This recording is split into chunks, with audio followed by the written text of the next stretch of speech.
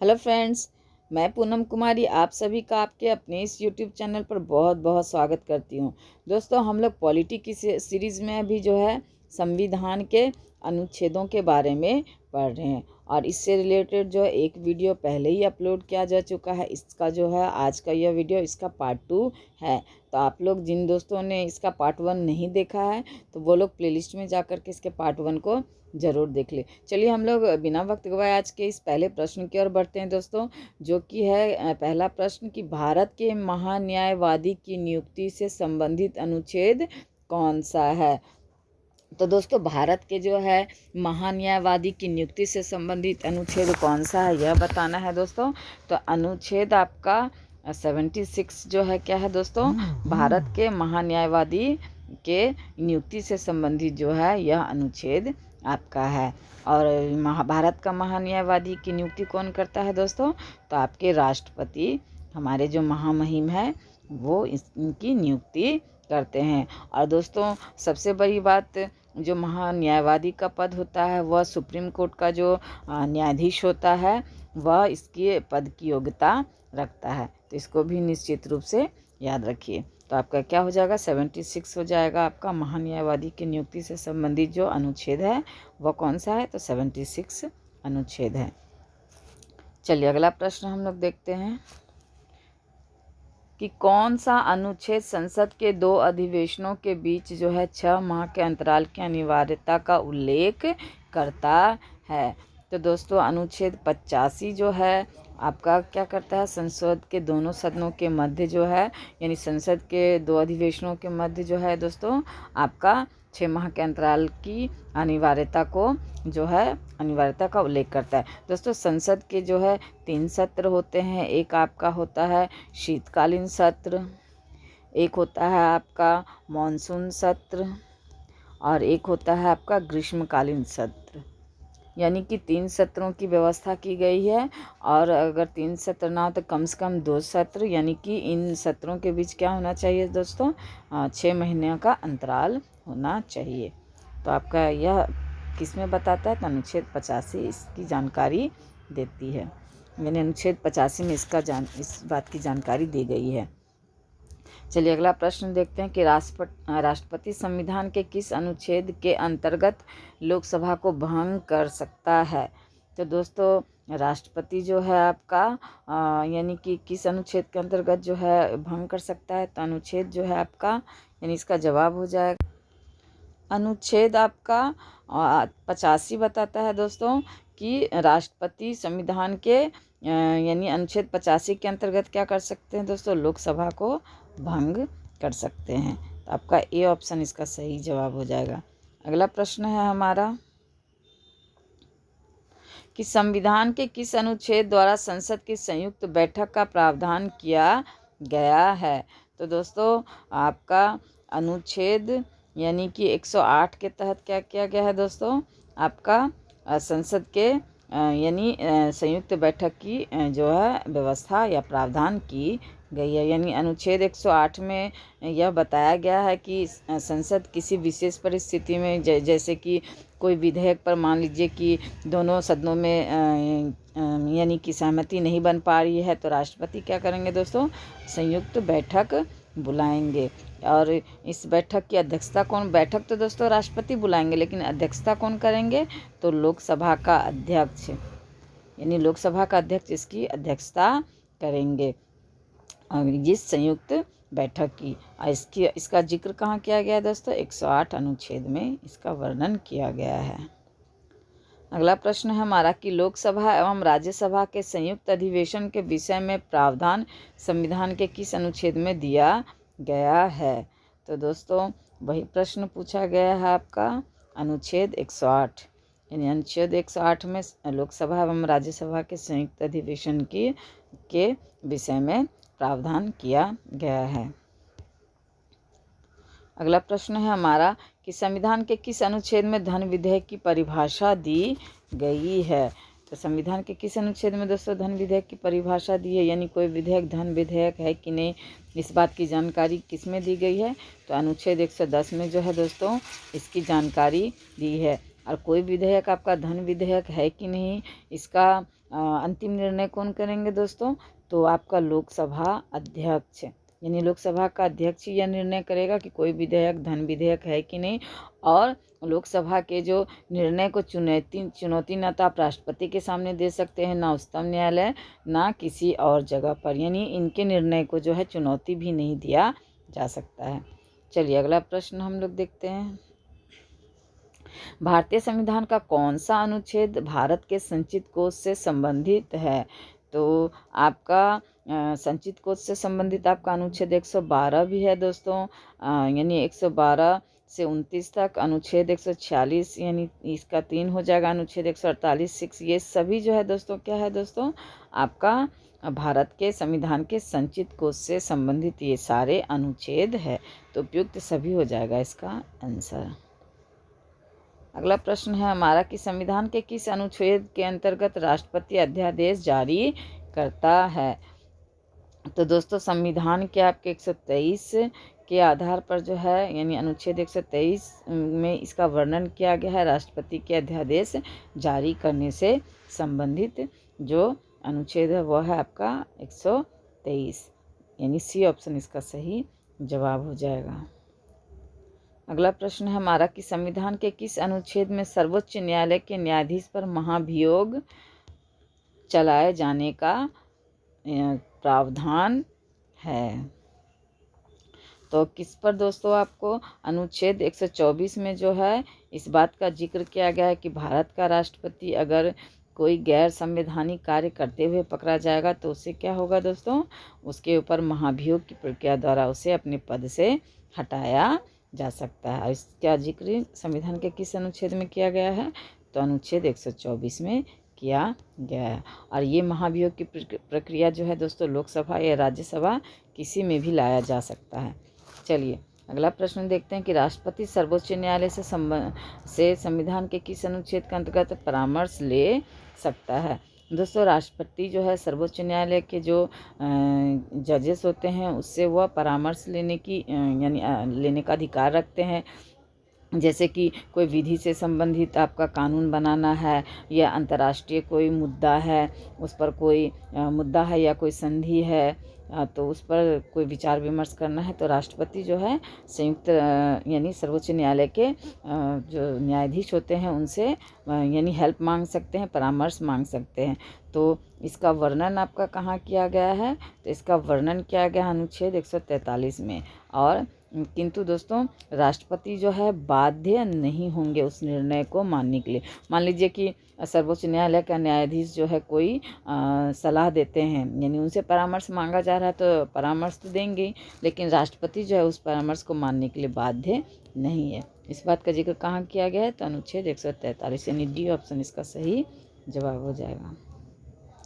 अगला प्रश्न है हमारा कि सर्वोच्च न्यायालय अपने द्वारा सुनाए गए किसी निर्णय या आदेश के पुनरावलोकन कर सकता है। यह व्यवस्था संविधान के किस अनुच्छेद में उपबंधित है? तो दोस्तों सर्वोच्च न्यायालय जो है अपने द्वारा सुनाए गए किसी निर्णय या आदेश का पुनरावलोकन कर सकता है।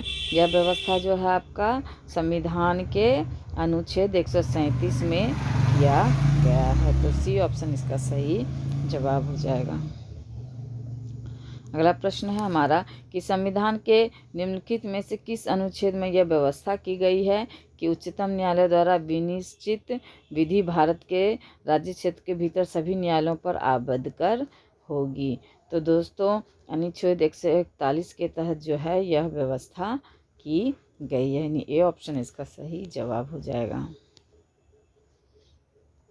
अगला प्रश्न है हमारा कि भारतीय संविधान में सर्वोच्च न्यायालय तथा उच्च न्यायालय को न्यायिक पुनरावलोकन की शक्ति प्रदान की गई है, जिसका आधार है। तो इसका आधार क्या है दोस्तों? तो इसका आधार अनुच्छेद 32 है, यानी अनुच्छेद 32 के तहत जो है भारतीय संविधान में सर्वोच्च न्यायालय तथा उच्च न्यायालय को न्यायिक पुनरावलोकन की शक्ति प्रदान की गई है। और हम लोग जानते हैं दोस्तों अनुच्छेद 32 क्या है?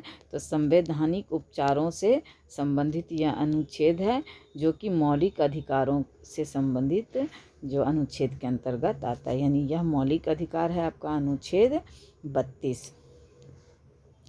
अगला प्रश्न है हमारा कि संविधान के किस अनुच्छेद के अंतर्गत अधीनस्थ न्यायालय या जिला न्यायालय का प्रावधान किया गया है। तो दोस्तों संविधान के किस अनुच्छेद के तहत, अनुच्छेद 233 के तहत जो है दोस्तों यानी जिला न्यायालय, अधीनस्थ न्यायालय या जिला न्यायालय का प्रावधान किया गया। यानी सबसे ऊपर क्या होगा दोस्तों, सुप्रीम कोर्ट होगा, और उसके बाद हाई कोर्ट, और उसके बाद क्या होगा, जिला या जिसे हम लोग डिस्ट्रिक्ट कोर्ट बोलते हैं। तो ये हमारे यहाँ न्यायपालिका का जो है क्या दोस्तों, क्रम बंधा हुआ है। चलिए अगला प्रश्न हम लोग देखते हैं।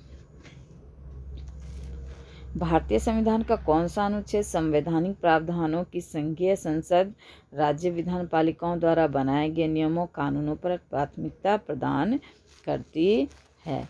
तो दोस्तों अनुच्छेद 245 जो है भारतीय संविधान का संवैधानिक प्रावधानों की संघीय संसद या राज्य विधान पालिकाओं द्वारा बनाए गए नियमों या कानूनों पर प्राथमिकता प्रदान करती है। आपका अनुच्छेद 245।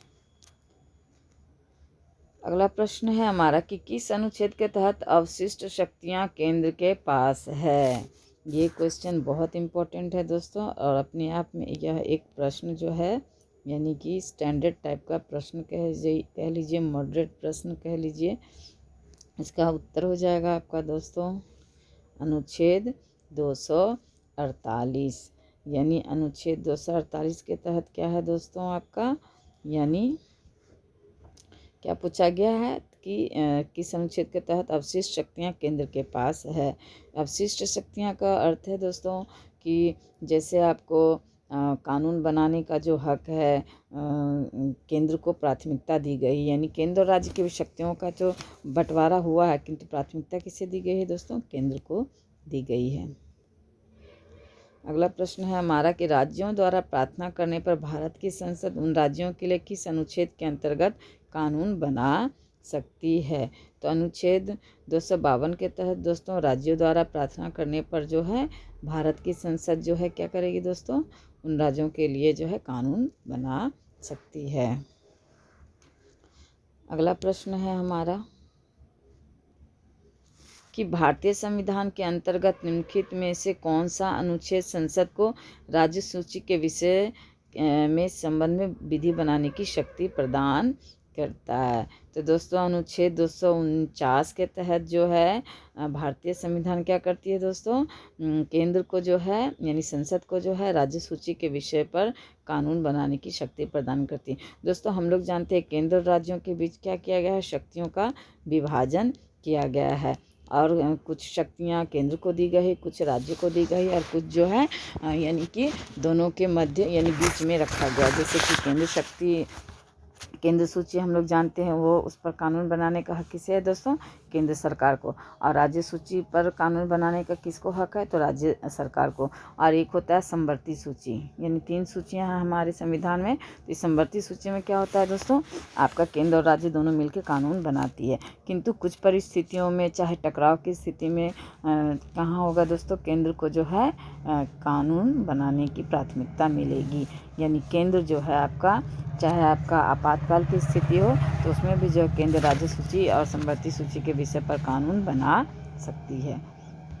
चलिए अगला प्रश्न हम लोग देखते हैं कि भारतीय संविधान का कौन सा अनुच्छेद संसद को अंतर्राष्ट्रीय समझौतों को लागू करने के लिए विधि निर्माण करने की शक्ति प्रदान करता है? तो दोस्तों आपका अनुच्छेद 253 जो है आपको भारतीय संविधान को संसद के अंतर्राष्ट्रीय यानी संसद को अंतर्राष्ट्रीय समझौतों को लागू करने के लिए विधि निर्माण करने की शक्ति प्रदान करता है। अगला प्रश्न है हमारा कि केंद्र राज्य के प्रशासनिक संबंध भारतीय संविधान के किस अनुच्छेद में वर्णित है? तो दोस्तों केंद्र और राज्य के प्रशासनिक संबंध जो है भारतीय संविधान के आपके अनुच्छेद 256 से 263 के मध्य जो है इसका वर्णन किया गया है। ये ऑप्शन इसका सही जवाब हो जाएगा। अगला प्रश्न हमारा कि संविधान के किस अनुच्छेद के अंतर्गत केंद्र राज्य सरकार यानी केंद्र सरकार और राज्य सरकारों को निर्देश दे सकती है? यानी कि पूछा जा रहा है दोस्तों कि संविधान के किस अनुच्छेद के अंतर्गत जो है केंद्र सरकार राज्य सरकारों को निर्देश दे सकती है। प्रश्न को बार बार, अगर एक बार नहीं समझ में आए तो बार बार पढ़िए दोस्तों। एग्ज़ाम हॉल में भी यही आपका रूटीन होना चाहिए कि प्रश्न अगर एक बार समझ में नहीं आए तो उसको बार बार रिपीट कीजिए, अपने आप ही आपको उसका कुछ ना कुछ जो है कंक्लूज़न निकल के आएगा। तो चलिए, इसका उत्तर हो जाएगा दोस्तों आपका अनुच्छेद 256। यानी 256 के तहत जो है केंद्र सरकार क्या करती है, राज्य सरकारों को दिशा निर्देश दे सकती है। अगला प्रश्न है हमारा कि अंतर्राज्यीय परिषद के गठन का प्रावधान संविधान के किस अनुच्छेद के अंतर्गत किया गया है। तो दोस्तों आपका अंतर्राज्यीय परिषद के गठन का प्रावधान जो है आपका संविधान के अनुच्छेद 263 के मध्य किया गया है। तो आपका सी ऑप्शन इसका सही जवाब हो जाएगा। अगला प्रश्न है कि भारतीय संविधान के किस अनुच्छेद के अंतर्गत वित्त आयोग के गठन का प्रावधान है। तो दोस्तों वित्त आयोग के गठन की बात करें तो अनुच्छेद 280 में जो है इसका वर्णन किया गया है। यानी वित्त आयोग के गठन से संबंधित जानकारी जो कौन देती है, तो आर्टिकल 280 देती है। अगला प्रश्न है हमारा कि संपत्ति का अधिकार संवैधानिक अधिकार है, यह बताया गया है। तो संपत्ति का अधिकार संवैधानिक अधिकार यह कहाँ बताया गया है दोस्तों, तो अनुच्छेद 300 के अंतर्गत इसका जिक्र किया गया। दोस्तों ये जो संपत्ति का अधिकार है पहले मौलिक अधिकारों में शामिल था, यानी पहले 7 मौलिक अधिकार थे संपत्ति के अधिकार को मिला करके, किंतु 44वां संविधान संशोधन हुआ आपका, यानी 44वां संविधान संशोधन जो कि 1978 में हुआ था। इसके अंतर्गत क्या हो गया दोस्तों, संपत्ति के अधिकार को मौलिक अधिकारों की श्रेणी से हटा करके इसे संवैधानिक या विधिक अधिकार बना दिया गया है। तो इसका आंसर डी हो जाएगा आपका। चलिए अंतिम प्रश्न देखते हैं हम लोग इस वीडियो का कि भारतीय संविधान के किस अनुच्छेद में नैसर्गिक न्याय के प्रसिद्ध सिद्धांत की सुनवाई के अधिकार का समावेश किया गया है। तो दोस्तों अनुच्छेद 311 में जो है भारतीय संविधान के नैसर्गिक न्याय के प्रसिद्ध सिद्धांत की सुनवाई के अधिकार का जो है समावेश किया गया है। तो दोस्तों कैसे लगे प्रश्न, अगर अच्छे लगे तो इस वीडियो को लाइक कीजिए, अपने दोस्तों को शेयर कीजिए और चैनल को अब तक सब्सक्राइब नहीं किए हैं तो सब्सक्राइब भी ज़रूर कीजिए। धन्यवाद दोस्तों आपको सभी का इस चैनल से जुड़ने के लिए।